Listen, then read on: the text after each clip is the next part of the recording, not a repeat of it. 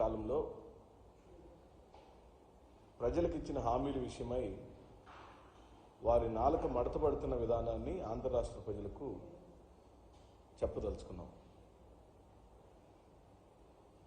ఎందుకు మడతపడుతుంది నారా చంద్రబాబు నాయుడు గారి నాలుక అంటే ఇది మొదటిసారా లేకపోతే గతంలో కూడా ఇలాగే జరిగిందా అని మనం పరిశీలిస్తే అమ్మ బాబోయ్ బాబు గారని అమ్మ బాబు గారు అని ప్రజలు ముక్కు మీద వేలేసుకుంటున్నారు. వారు ప్రధానంగా 50 రోజులు పరిపాలించిన తదుపరి అసెంబ్లీ సాక్షిగా ఆన్ రికార్డ్ వారిచ్చిన హామీలు చూస్తే ఆయనకు భయం వేస్తున్నట్టుగా ఒక ఎక్స్ప్రెషన్ ఇచ్చారు. ఎన్నికలకు ముందు వారు ఇస్తున్న హామీలు అమలుపరచలేరని అవి అమలుకు సాధ్యం కావని వైఎస్ఆర్ కాంగ్రెస్ పార్టీ మాలాంటి వాళ్ళందరూ చెప్తున్నప్పుడు మీలాంటి పాత్రికేయ మిత్రులు వారిని అడిగారు, వైఎస్ఆర్ అమలుకు సాధ్యం కావంటున్నారండి, మీరు ఎలా దీన్ని అమలుపరచగలుగుతారని నారా చంద్రబాబు నాయుడు గారిని పాత్రికేయ మిత్రులు వైఎస్ఆర్ కాంగ్రెస్ పార్టీ తరఫున అడిగినప్పుడు నాకు సుదీర్ఘమైన రాజకీయ అనుభవం ఉంది, నేను చేసి చూపిస్తాను, సంపదను ఎలా సృష్టించాలో నాకు అపారమైన అనుభవం ఉంది కాబట్టి నేను ఇచ్చిన హామీలన్నిటినీ అమలుపరుస్తానని అన్నారు.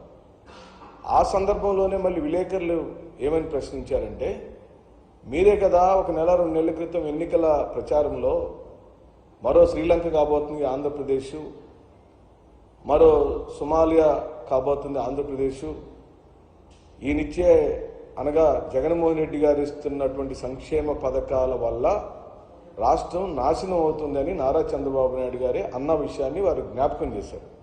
మీరే అన్నారు కదా సంక్షేమ పథకాలని వృధా అని, సంక్షేమ పథకాలు ఏవి అవసరం లేదని, మళ్ళీ మీరే ఇప్పుడు సూపర్ 6 పేరుతో ఈ పథకాలన్నీ మీరు అనౌన్స్ చేశారు, ఇవి సాధ్యం కావని వైఎస్ఆర్ పార్టీ వాళ్ళు అంటున్నారు. అన్నప్పుడు నేను చేసి చూపిస్తానని ఇన్ని సంవత్సరాల అనుభవం ఉన్న చంద్రబాబు నాయుడు గారు ఈ రాష్ట్రానికి మాటిచ్చారు.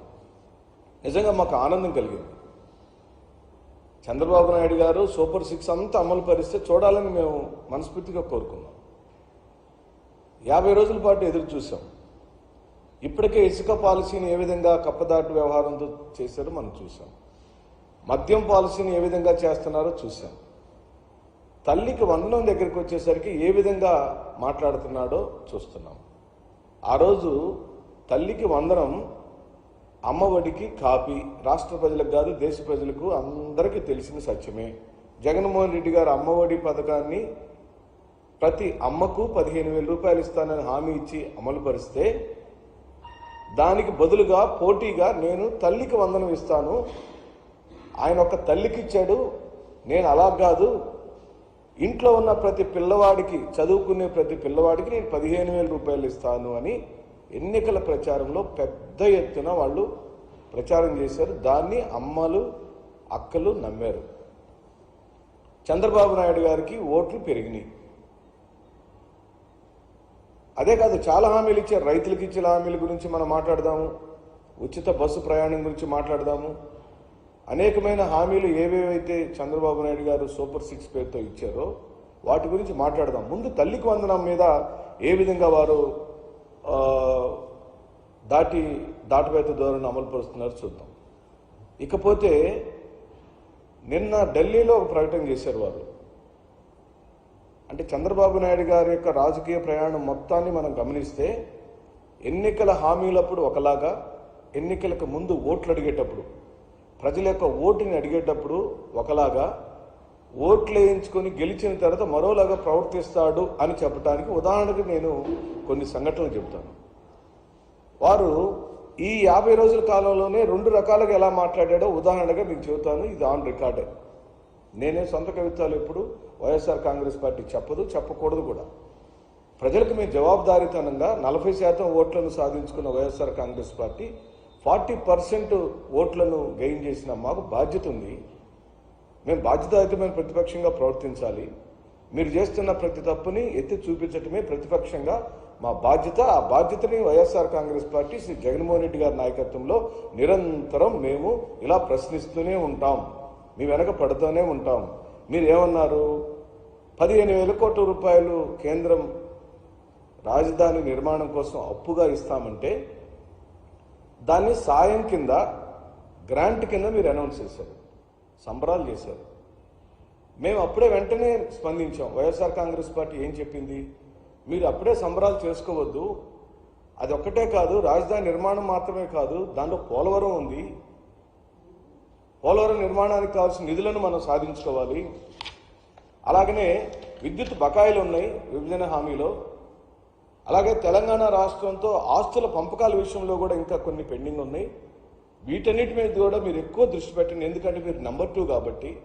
ఈ రోజున ఎన్డీఏ ప్రభుత్వంలో మోడీ గారి తర్వాత, నేను చెప్పట్లేదండి, వాళ్ళ పత్రికల్లో వచ్చిన వాటిని నేను చెబుతున్నా, మోడీ గారి తర్వాత అత్యంత ప్రభావశీలి, అత్యంత influenced person in this country Shri Nara Chandrababu Naidu గారు. అది జగమెరిగిన సత్యం.